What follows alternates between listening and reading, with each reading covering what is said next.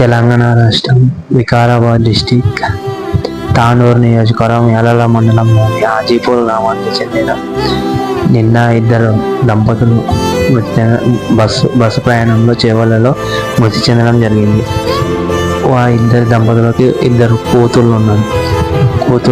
కూతుళ్ళను గవర్నమెంట్ ఆదుకునాలని కోరుతూ వాళ్ళకు సరిపడా విద్యను మంచి ప్రైవేట్ కాలేజీలలో గవర్నమెంట్ కాలేజీలలో మంచి సీట్స్ ఇప్పించి వాళ్ళ లైఫ్ టైం సెటిల్మెంట్ చేస్తారని వికారాబాద్ జిల్లా కలెక్టర్ గారికి మరియు తాండూరు నియోజకవర్గ ఎమ్మెల్యే గారికి, వికారాబాద్ గడ్డం ప్రసాద్ గారికి, స్పీకర్ రాష్ట్ర ముఖ్యమంత్రి రేవంత్ రెడ్డి గారికి కోరుతుంది.